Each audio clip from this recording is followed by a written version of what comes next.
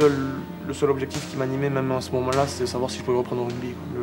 La perte de l'œil en lui-même n'était pas foncièrement ce qui me rendait triste, c'était plutôt le fait de savoir si oui ou non je vais pouvoir reprendre le rugby.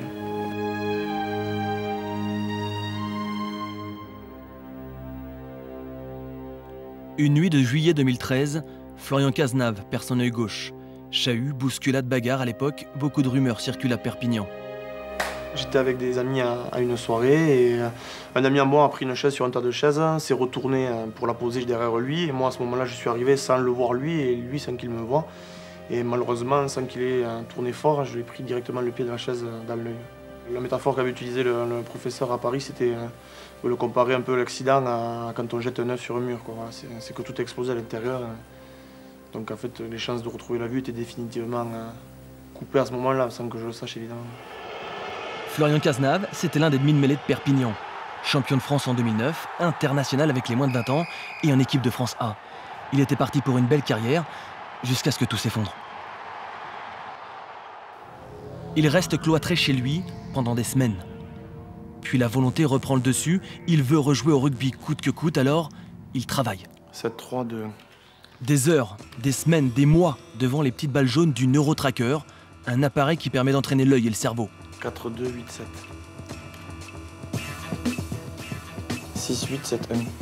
Avec son préparateur physique spécialisé, Florian adapte également sa posture en fonction de son handicap. Ouvre ton bassin. Améliorer encore et encore sa vision périphérique, faire mieux qu'avant, mieux que les autres.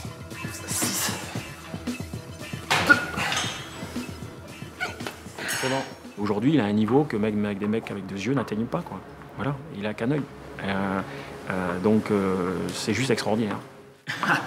Il est capable de prendre des informations bien mieux que, je n'ai pas peur de dire, plus de 90% des garçons à son poste. Donc aujourd'hui, j'ai aucun doute sur le fait que Florian puisse rejouer à un très haut niveau. 2. Voilà, annonce-le plus vite. Parfait. Nous sommes en avril. La médecine du travail vient de le déclarer apte à rejouer, à condition de porter des lunettes de protection. Mais un mois plus tard, le monde s'écroule, une fois de plus. La commission médicale de la Fédération française refuse de lui délivrer sa licence. En France, il est impossible de jouer avec un seul organe pair. Florian doit donc s'exiler. Il trouve enfin un club pour l'accueillir, direction Reggio, près de Parme, en 2e division italienne, la fin d'une période sombre. Toutes les nuits, pendant un an, j'ai pas dormi. Voilà, c'était des cauchemars où je perdais la vue, donc me lever en pleine nuit et croire que le cauchemar était devenu réalité, donc avoir la sensation d'avoir perdu l'autre œil.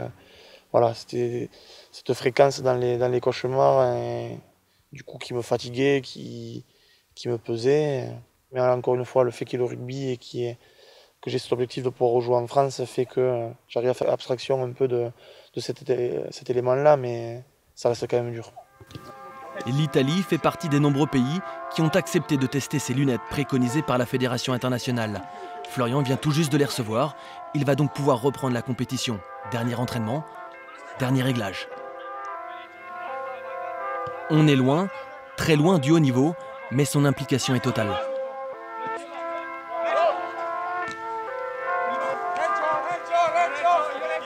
Maintenant, je suis un nouveau joueur dans ce sens-là, c'est que quand j'arrive au moment de prendre le ballon, j'ai déjà analysé la situation, je sais ce que je vais faire. Alors qu'auparavant, je prenais le ballon et l'intuition faisait le reste. Est-ce que maintenant tout est calculé? Du moins, j'essaie de tout calculer. Donc, je gagne plus de temps, je vois mieux parce que je me sers plus d'un œil que quand j'en avais les deux. Son dernier match officiel remonte au 4 mai 2013, à Montpellier en top 14. 14 mois après son accident, Florian Cazenave est titulaire pour affronter le club de Turin.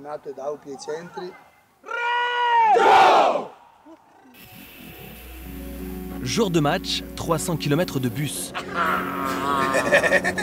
Florian est déjà pratiquement bilingue et a priori, il semble déjà bien intégré à son équipe. Arrivé au petit stade communal de Grugliasco, son attitude change. Là, je suis perdu. Là. Je suis perdu. Je suis ni content, ni triste. Je suis dans un championnat que je connais pas, une équipe, une force que je connais pas. Devant, j'ai l'impression qu'il n'y aura pas grand monde, j'ai aucun repère. C'est le nouveau rugby. Et... Donc, voilà, je me tarde d'être déjà dans le match parce que c'est compliqué à aborder un peu. Voilà. mentalement. Pour le soutenir, ses proches ont fait le déplacement. Chloé, son amie, ses parents également. Ainsi que Philippe Arnaud, son préparateur physique. Et puis, il y a Jacques Brunel, son ancien entraîneur à Perpignan, qui est pour beaucoup dans sa venue à Reggio. Il voulait rejouer, c'est sa quête. Donc il voulait montrer que même si il a un handicap, cet handicap ne l'empêche pas de pratiquer sa passion. Voilà, donc il voulait voir ça. Il a insisté beaucoup parce qu'il est têtu. Et donc moi j'ai eu l'occasion parce que j'ai des amis ici qui m'ont aidé aussi, de lui trouver une équipe. Donc voilà, et aujourd'hui il est sur le terrain. Et sur le terrain justement, Florian retrouve rapidement ses réflexes et sa vista.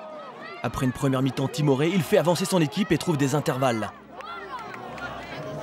Une 89 décolle, le 8 pour le 9, et le demi de mêlée plante le premier essai de sa nouvelle carrière.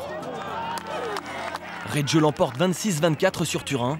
Florian, lui, a gagné beaucoup plus. Là, je pleure de joie parce que je suis redevenu comme avant et maintenant, il faut que je joue le plus haut possible. C'est l'objectif qui ne me quittera jamais. Ça peut paraître un peu excessif quand on voit le niveau qui n'est pas forcément le niveau qu'on pourrait attendre d'un gros championnat français, mais je commence par là, ça se passe bien et je compte bien progresser au fur et à mesure et espérer au moins retrouver ma place. Sur ce terrain cabossé un peu perdu en Italie, Florian retrouve son père, son tout premier entraîneur. Nouveau départ.